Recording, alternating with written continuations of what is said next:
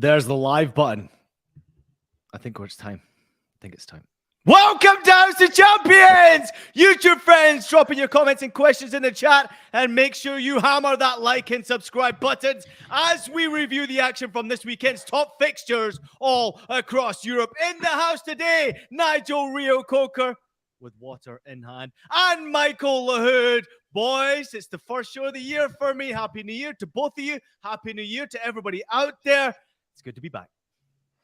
Great to be back, and pleasure is to have you back, Mr. Joy. We've missed you. We've missed your, how do you describe him, Michael? Enthusiasm. I miss his intros. It lights a fire under your ass. I don't miss that crap. I just miss the crap that comes out of his mouth. Let's get going. You missed the debate. You missed the aggression. You missed the talent. Nigel Reo-Coker, Michael Lahoud, good to see you, boys. It's great to be back. It's great to be back with all of you out there as well. Thank you so much for all the comments across our social media platforms, to How to Champions, to all of our talent, included obviously the guys who are not here as well. Happy New Year to everybody. I hope you had a great holiday season. I certainly did, in case you couldn't tell by the 4 or 5 pounds that I added during that break. But it is the first one of the year for me. It's great to be back with you, boys. Let's get straight into it. Let's discuss some Serie A action, boys, because AC Milan and Roma just finished. Nigel, I'm coming to you first because your boy Tammy Abraham scored an equalizing goal 93 minutes into the game, and he did absolutely nothing for the remainder of that game,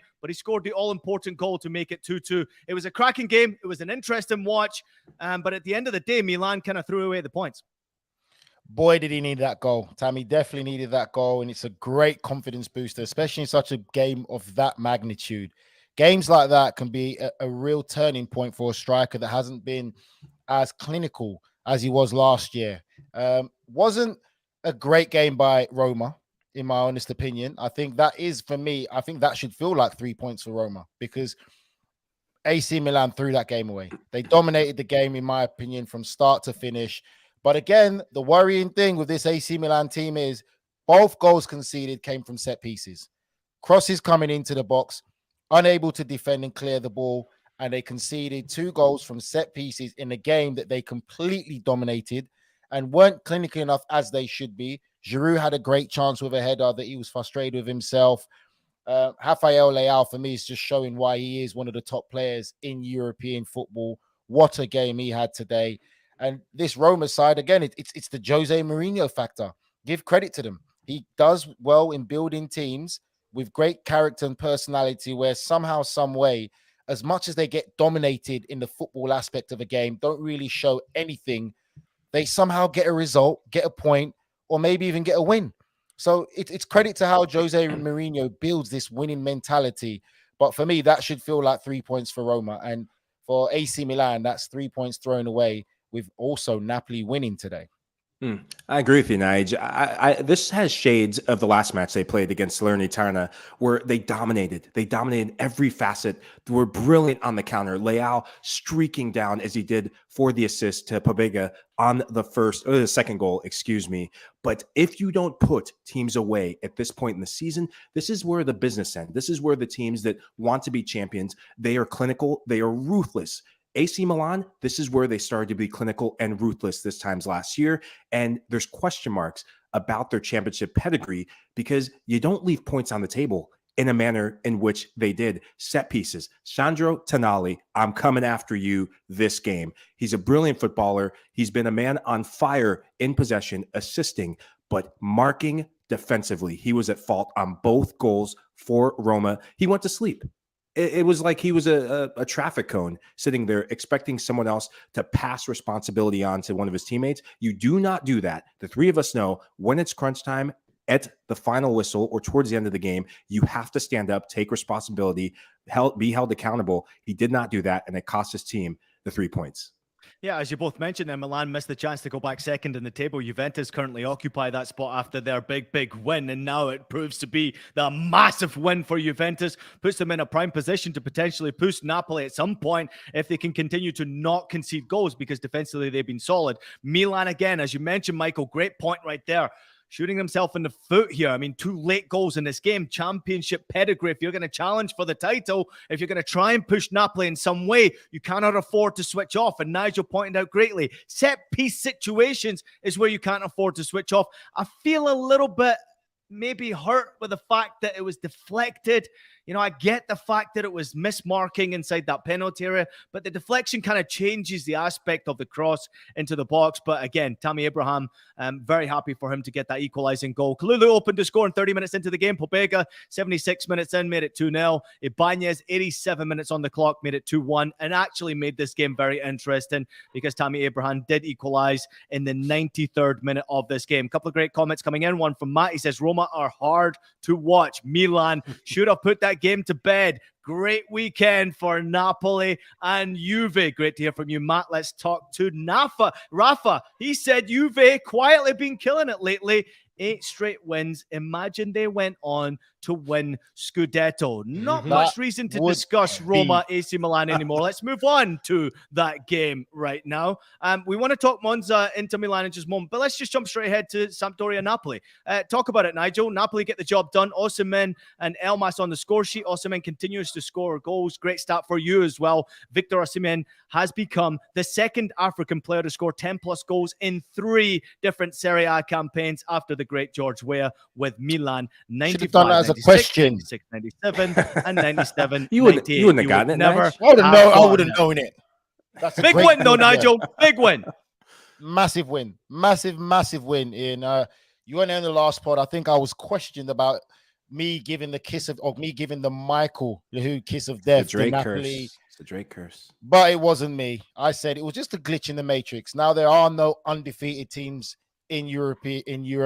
Everyone's been defeated. And for me, Napoli needed that loss to really give them a real kickstart. Sampdoria is not an easy team to come up against and go and get the result, and they grinded it out.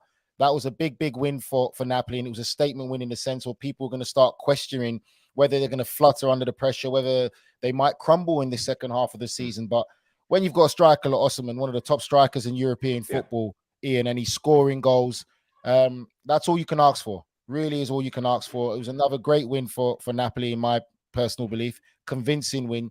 Yes, Sampdoria went down to 10 men, but Napoli were really a factor, and they're just playing the same style of football we've seen them from the start of the season. Front foot, attacking football. When you play that style, you are very difficult to handle, regardless of opposition. Well, in Serie A, if you're going to go win a title, you do have to have a striker who is a man set apart. Victor Osimhen is that guy. He's got that dog in him, as they say on social media. He was the difference this game. His touches, his ability to roll off defenders. I look at the red card he even got off Thomas Rincon. He won the ball. I mean, bodied his defender, the center back. Thomas Rincon comes, as defensive midfielders do sometimes, makes a rash challenge because he knows that Osimhen is so direct. This guy's got one thing on his mind when he gets in the final third. It's score goals. And what's brilliant about him, he's got better feet than what he's given credit for. He can link up play, but he's just got this mentality where it's just savagery. When he wants to score, he is going straight to goal, and he doesn't care who's in his way. He will knock anyone out and get to goal. Also, big shout out to Elmas. This guy is one of the unsung heroes of this Napoli team.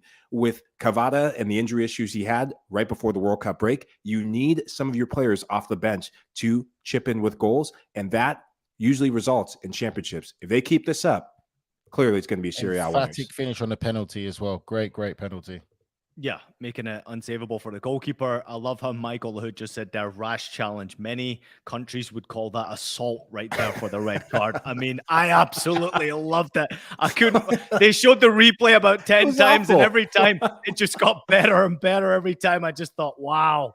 This guy's awesome, man. I went and followed him straight away on Instagram. Real quickly before we touch upon Juve against Udinese, Monza 2 into Milan 2. Darmian opened the scoring. Chiara equalized 1 minute later. Lautaro Martinez scored his 9th goal across all competitions, his 8th in Serie A to make it 2-1 to Inter Milan. And then in the late stages of the game, Inter gave up a goal. Monza celebrated in style. Michael Lahoud, I mean, this is a big opportunity missed from Inter. Another 3 points gone. Monza's celebration was absolutely class. I loved it. I loved the respect.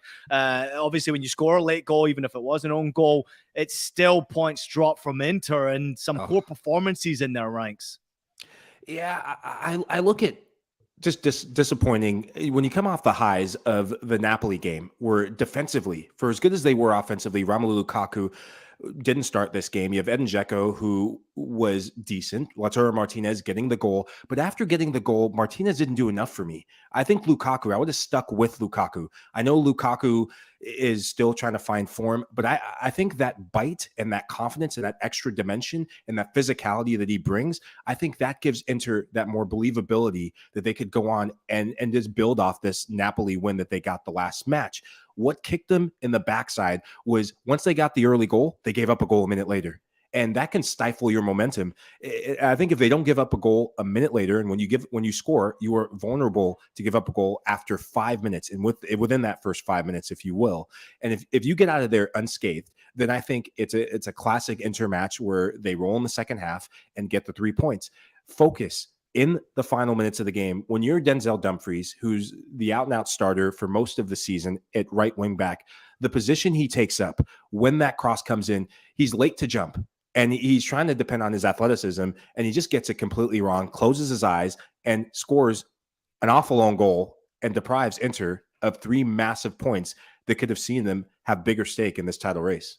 Yeah, absolutely. Now we do have a title race, and one of the reasons why we have a title race is because Juventus got the job done against Udinese. Danilo scoring 86 minutes into the game here. The assist from Chiesa was magnificent, by the way, but it was a big goal for Juve. Juventus now not conceded a goal in the last 8 Serie A games. Juventus moved up to second after that win, obviously currently occupying that spot, as you can see on the graphic now.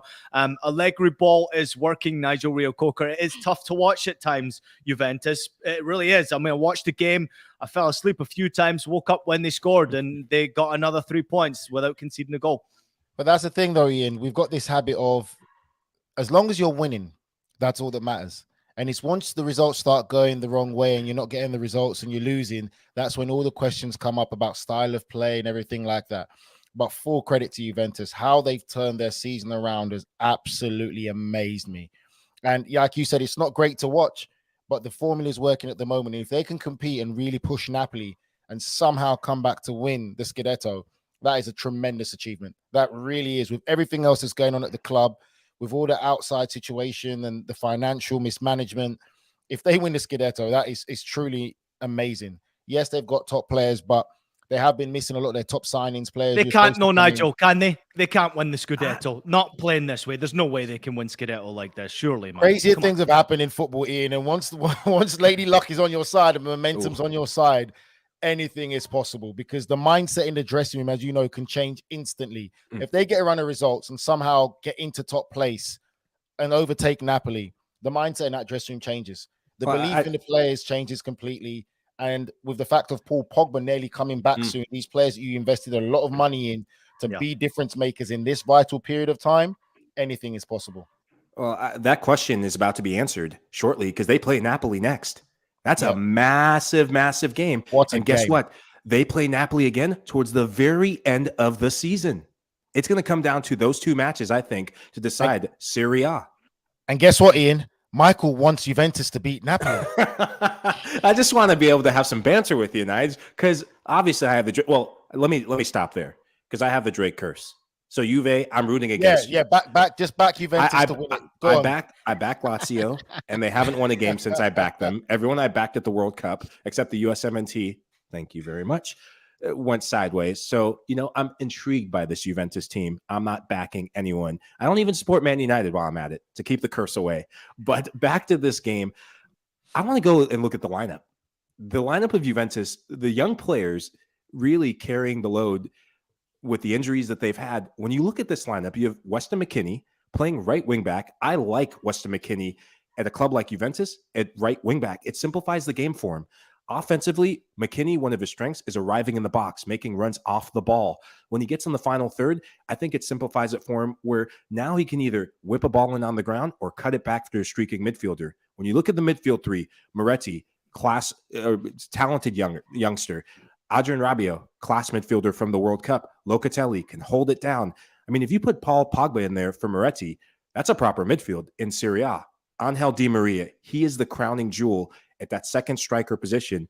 When I looked at that starting 11, I thought to myself, okay, if this group can continue the momentum they've built, that's a proper Serie A team that could go win a title within the next couple months. So I like what Mike, go on. would you say that basically oh my God, I'm Allegri, that's the one. Allegri thank you. Allegri saved himself by putting his faith in the youth. It's the youth that really have turned around Juventus' season and fortune.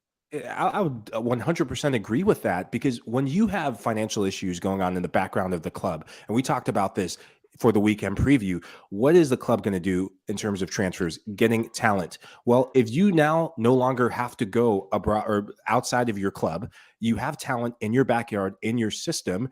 Now you have depth in ways that you didn't know you had that before. Yes, you have Paul Pogba, you have Di Maria, you have Paredes. I mean, Paredes won a World Cup playing for Argentina. He does not even start for this Juventus team. That's a big credit to Allegri putting faith in his youngsters. And Paredes is a rotation player right now. I'm sure he'll probably start for the big run-in, but big credit to the manager for taking a big gamble on young players. There's still a number of players for Juventus that are underperforming, as far as I'm concerned. When I watched the weekend, Filip Kostic didn't really do enough. I've watched him obviously all throughout his career from the Bundesliga all the way over there, and he's an impact player, but I didn't see enough from him. Moise Kean, another player that does a lot of running, does a lot of hard work, but like, you're still waiting for that final product from this kid, because he's got it. He's got some quality in his ranks. You want him to go on a scoring streak, because if he does, Juventus could be the real deal, and he could be a real striker as well. But you're absolutely right. I think some of the youngsters who have stepped up and stepped into position have really grabbed their opportunity, and it's not going to be easy for any team coming up against this class Juve side, who are very difficult to score goals against. Juventus have now kept 12 clean sheets after the first 17 games in Serie A this term. And this is an incredible statistic. They're difficult to score goals against. Nigel, how important is that for a team? When you recognize you're on a run without conceding goals, I always used to feel like you could play anyone. No one's going to score goals against us. Ian, the crazy thing is, every great team that wins titles and stuff, they don't concede goals. Championship winning teams always start with the foundation of being difficult to score goals against. And what Juventus are doing is absolutely scary. From what we saw them, like we said again, how they've turned their season around and the form that they're in, not conceding goals is one of their biggest attributes. And somehow, as boring, as difficult as they are to watch, like you said, Ian, but still getting results, that's a problem. That's a problem that all these teams are not going to want to face. And again, as some of these players are starting to come back now, these top class players, in the right time to make that run of form, it's scary. And you got to give credit to Juventus. You really do. And how much credit would you give to the manager, though, Ian? Really interesting now, obviously, because we were all pretty much calling for Allegri to be fired at some stage in this season, especially when it came to the Champions League performances, nowhere near good enough, and that's where their weak point has been. However, in Serie A this campaign, after that statistic right there, tells you that they're a tough team to beat. Michael just pointed out that next week on Friday, it is, of course, Napoli against Juventus, first against second. You can watch it live on Paramount Plus. Real quickly, before we move on and just about head to break, Michael, a quick prediction from you and one from you, Nigel, on this one here, seeing as though Juve don't concede goals. Ooh, for next week's match. Yeah. Oh man, you know what? I'm calling it. I think Juventus win that game. They have so much momentum behind them. I think 2-1 Juve. I'm just going to do it. I'm going to get behind them, which actually means it's going to be 3-0 Napoli. So they do concede a goal then. I win either way. I'm going to go for a 2-0 Napoli win. I just feel the power of positivity and playing on the front foot, and with Osimhen getting a goal makes a big difference. It's a different dynamic they're facing. This is probably the best attacking lineup in Serie A right now with what Napoli have. I'm going to see a 2-0 Napoli win. Yeah, in many ways, when you watch this Juventus side play, they're difficult to score goals against. They are a team that obviously can score a goal, a lot of late goals when it comes to it. We will find out how good this Juventus team are, how good Allegri is when it comes to this game. First against second on Friday. Watch it live on Paramount Plus. Before we head to break, the tributes have been pouring in all across the globe, but especially from Sampdoria, Juventus and Chelsea for Gianluca Vialli, who sadly passed away at the age of 58 after a battle with pancreatic cancer. I was fortunate enough to watch Vialli play. Nigel, I'm not sure if you played against him or you saw him play.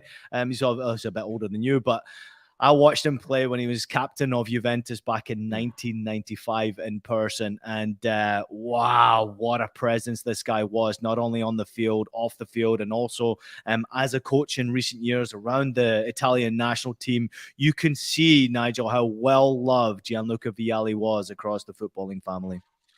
I think for me, Ian, the biggest thing I'm going to say is everyone that I've heard talk about Gianluca Vialli talks about what a great human being he is. Because I think sometimes we get so caught up in talking about the footballer, but not only when you're a footballer and you get put in that limelight and the life that you live and the people that you meet, it's about the person that you are. And I think for me, I remember being a young kid, and this was before the Premier League really started to dominate world football. It was all about Serie A. I remember the days of playing in the playground and calling Gianluca Vialli's name or saying Del Piero or Batistuta. That's how much, or George Wave, and that's how much of a legend he was back in the day. This was Vialli.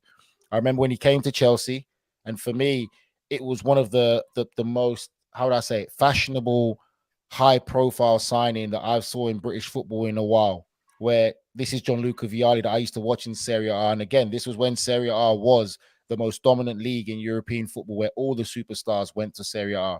And Vialli came to Chelsea, and I think for me, the impact he had at Chelsea, played with alongside like Chris Sutton and played with obviously Dennis Wise, who came through Wimbledon as well. He's just an absolute legend, and what he meant to football is something that you cannot really put into words, and especially Italian football and how it resonates around the world of just being a great human being and a great man. But for me, he was just one of the great legends of the game that we've been fortunate to witness play this beautiful game of football. When I think of Vialli, I think of icon, and I, like you, Ian, I remember watching him in that Champions League triumph, Juve's only Champions League triumph during that, what is it, 95 season, and of course the bleach blonde hair, but the style of play was something that caught my eye immediately. Just the audacity to do things. He was the emotional leader for Juventus, but prior to Juventus, I remember hearing about him even when I lived in Africa. During his time in Sampdoria, what he did with a club like Sampdoria to win a Serie A title is the stuff that legends are made of, and just winner on and off the field. You see it, his impact in the coaching ranks. You see it with everywhere he went and played in his career. He won things, and obviously the pinnacle of it, winning and helping Italy win the Euros last time out. It's incredible, and it just, the footballing world yet again has lost another icon, another legend, and just a sad day for Italian football. It's kind of strange, Nigel, that we are witnessing so many deaths recently, right? I mean, there have been some legends over the last maybe, 3 years recently who have just been going. And this is an incredibly young age, obviously, to lose someone again to cancer. It's been really unfortunate, but we have lost some of the greats, if not the greatest ever, obviously with Pele and Maradona recently going as well. But it seems to be unfortunate that we're continuously losing some great human beings as well, not just footballers, as you mentioned. These are great human beings that we're missing. Yeah, no, for sure. It definitely has been. I think for me, and the only thing I can add to it with personal experience, if you guys let me, is the fact of experiencing something very traumatic in the sense of when one of my teammates actually collapsed on the pitch. And it changed my attitude and my mentality in life. You know, coming from England, it's great. We love the game of football. We're very passionate about it, as a lot of people do. But when you witness one of your teammates collapse on the pitch, and I'm talking about the incident with Fabrice Mwamba, it puts it in completely different perspective. And I think as much as I love the game, I always spread a lot of love to people to understand, and young players that I ever come across, giving them advice: enjoy the game, enjoy the moment, and enjoy every day, because every day is a blessing. As much as we love football, we prioritize football, every day is still a blessing in this world. And anytime, any given time, any circumstances, someone you love or you yourself could go. So you got to enjoy it and embrace it. And we've lost some great people within the game. And I think my biggest thing that I like is when people talk about how great footballers are, like beyond them just being a footballer, it's the human being aspect of it. And I think you and I, Ian, are very similar in that we really love good people, because it's easy to be competitive, to be a winner, but you can still be a good people. You don't have to be an a-hole to succeed. And Vialli, I think, signifies that. Yeah, it's a great point, and well said, Nigel. Good people are hard to find in this world nowadays, and I think we all love our jobs because we're working around good people, and that's why we love it more. Real quickly, I'd never had an opportunity because of my travels to obviously make some sort of tribute to the great Pelé. I just want to show you a picture, guys. I hope you don't mind me doing so before we do go to break, because I know producer Des is ready for it.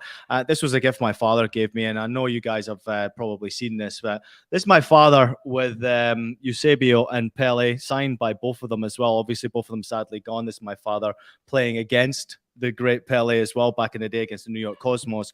Both of them signed. Just absolutely legendary gift for me. I never got to see, obviously, Pele playing live or even Maradona playing live, which tells you, obviously something about our age.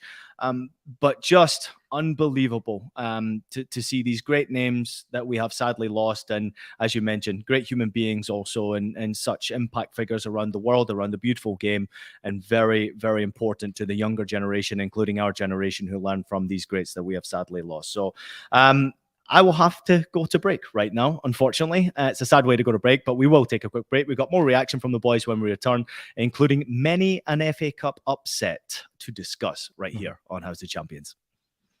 Don't stop watching Leo Messi, the man, the myth, the legend, the GOAT.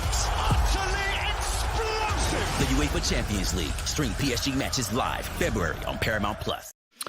Hey, don't miss out on any of the Serie A action. Follow some of the biggest stars in the sport like Olivier Giroud, Rafael Leao, Lautaro Martinez as they try to lead their teams to Scudetto. How will the table change going forward? Which club has the best chance of winning it all? Which clubs have the most to lose? Find out all the answers and stream every single match from Italy's top soccer league live only on Paramount+. Try 1 month free with promo code Serie A. Welcome back to House of Champions, everybody. Let's get into the discussion. Guys, first and foremost, just checking in, making sure there's no annoying noises in the background anymore. Name names, Ian. Don't know what you mean. Don't know what you mean. Now, what happened, ladies and gentlemen, for all people listening, what happened is Michael's missus was trying to sneak in to give him more notes to make him knowledgeable. That she does. I knew and the producer caught him out with what's all that noise? But anyway. I should have never brought that up. You should have never told us your missus told you who to look out for.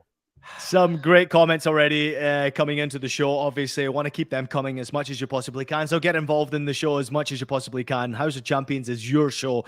We are here, obviously, to provide the analysis and join in with a bit of comedy as well, like we always love to do. And we're turning our attention to La Liga now. Atletico Madrid and Barcelona just recently finished.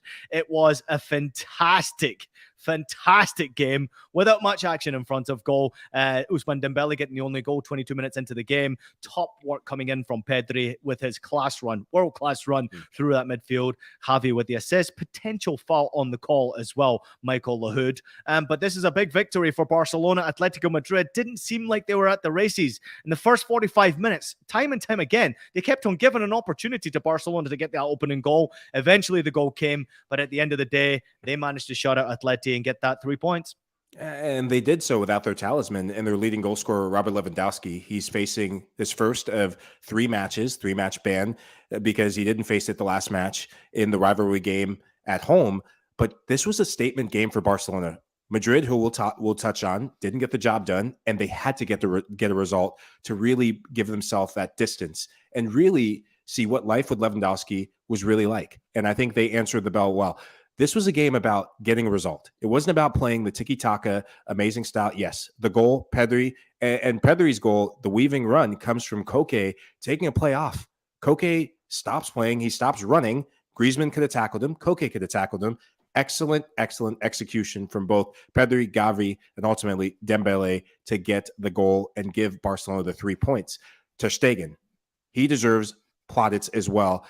Yes, you get the goals at the front, but this Atleti team, they do have some players, João Felix, Antoine Griezmann, who have been in form since coming back from the World Cup. And to get the shutout, as well as the goal and the 3 points, complete day for Barcelona and deserved winners in the end. We are such an amazing pod, honestly. Who can not listen to us and not like us? Only miserable people can do that, right? Great analysis by Michael Lahoud. No, honestly, I'm being serious. Michael gives great analysis, and I'm not going to repeat what Michael said because he's 100% right. My overall opinion of the game is this. I feel that for me, yes, Barcelona show they can cope without their talisman, but I still feel it was a great, interesting game, Michael. I really do. I disagree with Ian. I feel that there was goal mouth action. It was just some great defending at times and players not being able to be clinical enough. But I felt it was a very open game. And I would say, just to make our producer Des happy, I thought we saw a little glimpse of the old Atleti, in my honest opinion. Like this looked like a real energized Atleti, especially more so in the second half. A lot more about themselves, a lot more character and determination. And I felt that when they did play that high press, played on the front foot, Barcelona struggled to get out. Barcelona found it difficult. And most of the chances that Barcelona got in that second half were some harsh clearances. And Atleti were very unlucky not to get an equalizer by a goal line clearance from Griezmann's chance. But honestly, I felt that it was a real good game of football. And if I was an Atleti fan, I would take positivity out of it. I would take some positivity out of that game, because if they can perform like that, they can definitely cause some problems and maybe climb up that table as the league progresses in this second season. I think at the end of the day, you have to give credit, as Michael pointed out, to the goalkeeper Ter Stegen. If I'm not mistaken, it's 12 clean sheets for him in La Liga this campaign from 15, 16 games. Quite incredible. And I think he had 11 clean sheets all of last season. So to have done it already, not even halfway through the season, is quite the achievement. But you'd have to point out, Michael, that there were some dreadful misses from Atleti in front of goal. They had opportunity to obviously score goals. Yeah. They created some good chances. I get you. I hear you, Nigel. But they just didn't finish. They couldn't finish. And for whatever reason, I mean, maybe after this winter break and a long, obviously, winter with the World Cup as well for many a player, there were some big chances missed. I agree with you. And it's disappointing. And I think Atleti would be very disappointed. I think when you're a team that sits back and bunkers in, when you give up that goal, and it comes really in a way that it's just sloppy defending, great run and great execution from Pedri and ultimately Dembele, but it was really poor defending down the spine of your team. It's a sucker punch. And when it happens, when it does, you have to regroup yourself. And I think there's a mentality that you have to have. And really, in a big game like this, just that focus wasn't there. That final move and the final action was not there. And this is a group of players that do have the skill set, that do have the experience, that I expect them to rebound, because they will get another sniff against a top four team, but just opportunity missed to get back in the top four. By the way, just to point out here, Antoine Griezmann's hair is absolutely dreadful. Just to point that out there. I'm not sure what he's thinking. I know he's super toxins, in the branding. Listen, I respect anyone who's trying to grow their brand 100%. I think it's pretty cool. He does what he wants. I don't. But I'm a for me, being. it's, you know, if I'd have got in a locker room and I'd seen a player like that, I'd have gone absolutely nuts. I probably would have shaved it off right there myself. Real quickly, Nigel, I want to come to you quickly on the red cards that were handed out at the end of the game. Savic is such an asshole, man. He is an asshole I kind of like, because he just went absolutely nuts on Ferran Torres. Both players picking up a red card. Credit to Torres for battling back. But, I mean, did they really need to produce 2 red cards for that? I mean, they had a little tussle beforehand, isn't it, in the box, when they were kind of like trying to play wrestling, but no one wanted to be pinned down. It just shows the magnitude of the game. I'm for it. I'm honest. I'm for it. And what more did you really expect, Ian, from an Atletico Madrid side managed by Diego Simeone? What do you expect from his players? You have to be a certain type of way.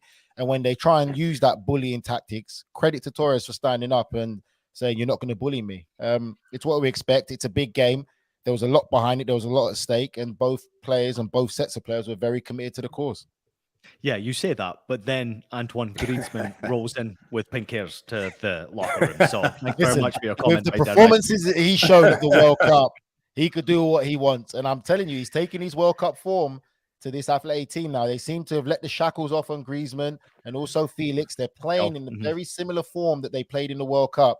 And I think Simeone deserves a bit of credit now to let these guys go and express themselves. And that's why they're actually looking a bit better.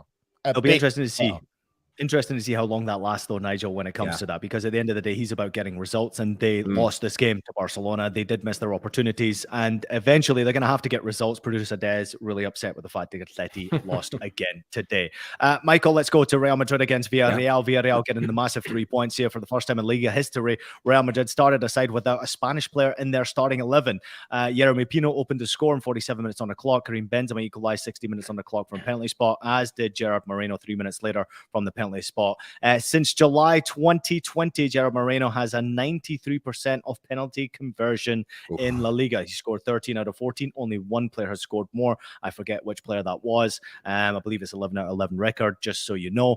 However, Real Madrid dropping points. It was an interesting game as far as the controversial decisions for the penalty kick. 3 points justified, though, for Villarreal at the end of the day? Absolutely. They were the better team. They were more physical. They had the right intensity. And from the first whistle, they were all over Madrid. When you look at the stats, they outshot Madrid, more shots on goals, but it was the duels.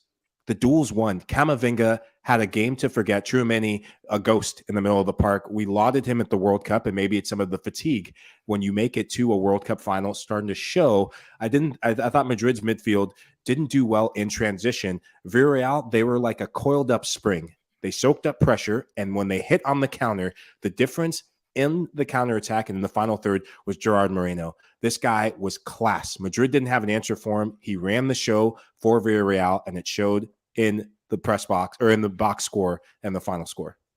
Now, I never, ever will criticize our producer, Des, but why does he have the graphic and it says Real Madrid 2 and Villarreal 1 up on the screen? Or is it just my eyes? I never criticize our producer, Des, because we love him to bits, but big Is that him quietly saying that he's a Real Madrid fan and not an Atleti fan? Is that what you think? Probably. But no, I think it's a massive win for Villarreal, and Real Madrid have dropped points, some big points. And I would say again now the emphasis really is on Barcelona. Barcelona really have the league title in their hands. And let's just see how Real Madrid can regroup about it. There's a lot going on there with that club because of all the players they lost for the World Cup. We said we're not really going to see the effects of the World Cup for another week or two, really and truly. It might take a while to get back into rhythm. Can you see Barcelona really going undefeated for the rest of the season, Michael, Ian? Oh my No.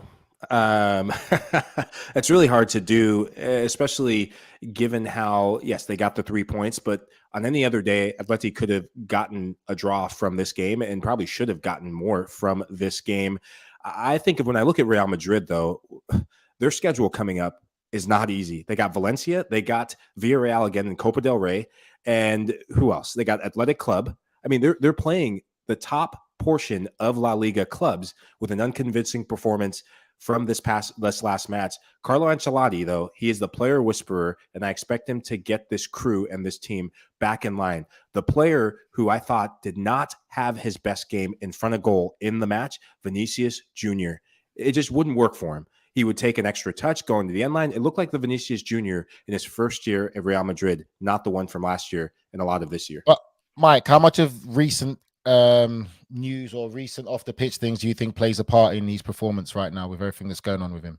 I think part of it does, but he's been producing even with some of the stuff and some of the baggage that he's been carrying with the racial abuse. And he's a human being first and foremost, but it just looked like he was probably being a bit too selfish in the final third in ways that I hadn't seen him do in previous games. When you have a player like Karim Benzema, that telepathic connection we saw last year, you knew when it got in the final third, Benzema would be the one to get the ball and either play Vinicius in or do a 1-2 combine or take the shot for himself. And it looked like every time Vinicius got the ball, he tried to go at it alone. It was as if he was playing for himself, which was uncharacteristic for a player of his stature. Yeah, what's up with the comments right now? Comments seem to be shut off right now. Come on, people, join in the conversation. Like and subscribe. Tell your friends, tell your grandmother to join in the conversation as well, please. We like to hear from you. This is your show, so join in the conversation. Don't just sit there, relax, and enjoy us with a drink in your hand. We want to hear from you as well. This is your show. Let's turn our attention to the FA Cup. It was many an upset in this competition. It was always my dream at some stage to play in the FA Cup. I managed to get on the bench one stage, believe it or not. Didn't get on the pitch. I was pretty pretty pissed off about that. But at the same time, the FA Cup has kind of lost its twinkle of recent years. It started to pick that twinkle back up again. I've really enjoyed watching the FA Cup this weekend, and I especially enjoyed watching Manchester City absolutely hammer Chelsea today. Let's get into it, Nigel. Another convincing performance. Both changed teams from both sides, as you would expect, because of the crazy schedule many players have gone through. But Chelsea, we have to discuss what is going on with them right now. They are looking pretty awful. Chelsea is a mess, Ian, an absolute mess. And I think they're probably one of the hardest teams to watch play football in Europe. They're an absolute shambles. For me, I'm not going to go into like a big Chelsea rant or anything like that. I think the evidence is there. I don't feel that these players are playing for Graham Potter. Graham Potter is under pressure. I can't understand how people would say, oh, you've got to give him time. No, you have to understand that when you take a job like Chelsea, with the recent success that they've had, they've always been a sacking club. They've always been a club I felt that modeled themselves on Real Madrid. It worked. Fans don't care as long as Chelsea are winning the Premier League or winning Champions League and competing. That's what is expected at Chelsea. For me, the sad thing is I look at Potter playing some of these youngsters, giving them a great opportunity, which is great. But then you look at the recruiting and it's where do these youngsters have an opportunity or chance? Is Potter saying that basically most of these senior players are not playing for him, that now he has to play younger players? And I understand, yes, there is injuries going through the club right now. But your boy today, Ian Havertz, was absolutely diabolical. He was shocking. He did not try an arm or a leg. He seems so disinterested completely. No, he tried an arm. He tried an arm. He did try an arm. A fist, actually. He did get a fist. Yeah, I think he felt he was playing in goal for a minute. But I'm not going to go too deep into it. We can go into so much. But I think for me, the direction the club is going right now is scary and it's worrying for Chelsea fans. The recruiting, I don't see a plan or an identity. I personally don't believe Graham Potter's been involved in the recruiting of these players. And I feel now that some of these players are starting to play like they don't believe in Graham Potter. And my last point is, you're in problems as a football club when your best player is 37 or 38-year-old centre-back Thiago Silva. And that is your best player at your football club. You're in serious problems. Yeah, a quick stat here before I let you jump in here, Michael. Chelsea were trailing by 3+ goals at halftime for the second time under Graham Potter, also trailed against Brighton.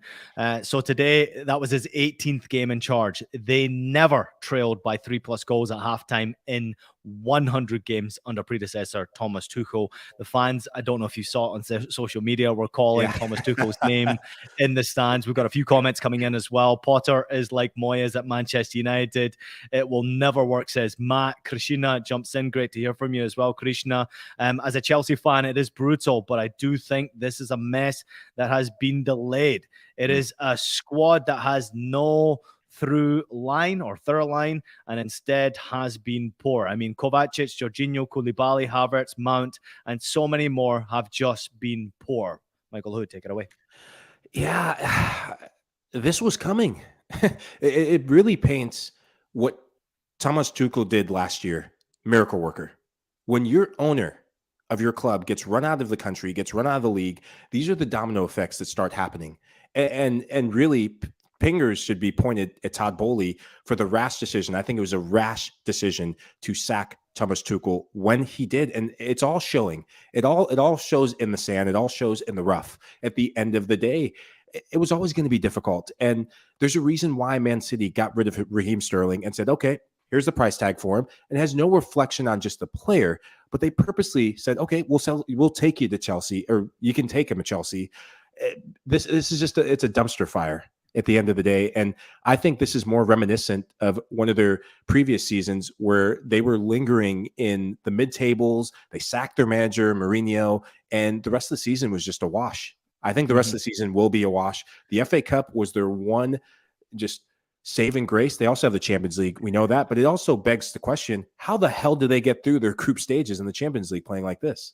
Yeah, real quickly, Nigel, before you jump in, hold on. I want to just say this. Pep Guardiola, after that game, had said that you have to give someone like Potter time. Is that the way to go forward here? I mean, it makes no sense to fire him at this point here. How do you correct this? Pep's just being nice. You can clearly see it. Ian, you can see it yourself. Players who performed in that game today, They're not playing for the manager. They're absolutely embarrassing. And let's be real about this. These players have long contracts, not their doing. It's the club and how they operate and new owners operate. How do you sign the centre back and give him a 7.5-year contract? 7.5-year contract, and he's not going to be on little money. He's comfortable. He's in the luxury. He's in London. It's the lifestyle. It's I play for Chelsea. Chelsea's on your resume. From Chelsea, they can go to so many other options again and be financially best. Aubameyang, he's another one. I like Aubameyang, but for me, he has not performed. And every time I watch him play for Chelsea, he's playing like a player that is just so unbothered. These type of deals that these clubs have done are not easy to get out of. They're very difficult. So for me, the only way you can get that dressing room back or turn things around is if you bring a manager that these players can respect. And I'm talking a big-time manager who probably installed discipline and let it out there. Graham Potter is Zidane. Thank you. You bring in Zidane, all these players will have to perk up and listen. And at the end of the day, at times, I think you have to start playing. And they'll start playing. Because for me right now, I don't see these players playing for Graham Potter. It was embarrassing today how Man City embarrassed Chelsea. Yeah, but Nigel, question for you. You think Zinedine Zidane, or a manager of that caliber, is looking at Chelsea under Todd Bowley and how the things are run with a consortium and thinking, you know what? I love London. Listen, I want to suffer with Chelsea colors. I'll be honest with you, Michael. I think Graham Potter is a great coach. I just think this Chelsea thing right now is too early for him because he's got to deal with a lot of personality. And I think the ownership group does not help this football club. They're going for Fernandes at Benfica. Please tell me where he's going to fit in this Chelsea team. How are they going to use him? You know, they're going for players that have had great World Cups that everyone's talking to. Chelsea being linked with everyone and anyone without no real direction or plan. Chelsea are going to be like what Manchester United have been for the past couple of years, just an absolute mess in signings until they get the right manager in place and the right system in place. For me, the ownership, Todd Bowley, wants too much involvement in a sport that he knows nothing about. All right, we got to move on because we're running out of time here. 8 Premier League clubs have been knocked out of the 22-23 FA Cup third round. This is the most top-flight sides to go out at this stage since 2007-2008, which of course was 9. Here are some of the results here. Sheffield Wednesday 2, Newcastle 1. Shocker, League One side knocked out. Third place Premier League team, Newcastle. Nice one for Darren Moore. Only 2 teams have beaten Newcastle this season. That was Liverpool and now Sheffield Wednesday. Liverpool 2-2 against Wolves. Cody Gakpo makes his debut for Liverpool. Wolves were pretty good on the day. Alisson certainly making mistakes that proved to be costly at the end of the day. Coventry 3, Wrexham 4. The National League side knocking out the Championship team to qualify for the 4th round for the first time since 2000. Nice to see from Wrexham. Should we start calling them FC Hollywood sometime soon as well? Blackpool 4, Nottingham Forest 1. Blackpool's first win in 9 games came against a Premier League opposition. Wow, just wow. But that is not the best. Nigel Reo-Coker, we're coming for you. Aston Villa 1. Stevenage 2. League 2 side beating Villa at the end of the day. Apparently no one knows how to mark on a corner kick, but that's not the funniest point of this. The tweet at the end of the game, Nigel Reo-Coker, was absolutely terrific, man. That's the beauty of the FA Cup right now. That is the beauty of the FA Cup, and I think some people feel it's offensive to Philippe Coutinho, but the reality of it is it's true. I'm sorry. He came in, he was fantastic before he signed that contract. Once he signed that contract, he has gone absolutely missing. I think that we've had to actually look for him, whether he's living in a cave or under a rock somewhere. No doubt in his talent, but he's just not trying an arm or a leg. And I did mention it on a few media stuff that I did. I was worried that he would be another Mesut Ozil at Arsenal. And that's what Aston Villa have got now. I think that loss for Aston Villa, for me, shows what Unai Emery needs. And I think for the ones above Unai Emery, the decision makers at the club, they're going to have to be able to look at that loss, which is a big, big loss because Villa wanted to do well in the competition, especially the FA Cup, and look to say they need to recruit some good players. They need to strengthen that squad really well if they're going to compete with the likes of Newcastle and the other teams above them. This was an amazing weekend with some of the FA Cup matches, and the one that I had my eyes on was Liverpool-Wolves. What Lopetegui is doing with Wolves, he's finally getting some of these talented players to believe in something and to fit in positions that maybe they weren't being used in the right ways collectively. I mean, Mateus Nunes, this guy's he's a player. He's an absolute player. And the other Nunes, Darwin Nunes, looked like a player again. Scored a goal. Who would have thunk? We haven't said that in a while. Mike, did you see the goal? It was a good goal. He didn't mean to do Oh it, but my! it was still a He good didn't even finish. yeah, he did. Oh, you just said it. He didn't mean to do it, but it's a good goal. Man, the run was excellent. This guy's been at a low in terms of confidence in front of goal. I just go back to some of the rules with the FA Cup. I know there's no VAR, but I would have loved to see VAR implemented on the goal that got called back from Wolves. Wolves did well. The match was at Anfield. Wolves did well, not just to take the lead, but to claw their way back and get a goal that I think should have stood. But I would love to see the VAR, because I think when Nunez makes the run and loops it back in, I think he was on. I think Liverpool got away with murder on that. Yeah, it was the corner taker they're saying was offside from initially when the ball came back to him. So he came back from an offside position, but they couldn't show it because of the camera angle. Yeah. They did show it though later on. They did show it later on. They did show it later on at the end, yeah, but it was the corner taker. It was the short corner put back to him, then the offside. He came that's, up, yeah. that's obviously what's frustrating. But you know, when you don't see it, and this is what's a problem for people who are in attendance in the stadium, when you don't get to see what the officials are seeing, you have no idea what's happening. You're just there wondering, and then you go home and you're still wondering what the hell just happened in the game. But at the end of the day, the FA Cup did not disappoint. It's absolutely fantastic to see lower league opposition knocking out some of these big boys. I absolutely love it as well. The fourth round draw is completely set pretty much at this moment in time. It has been made already. There are some cracking fixtures to look forward to.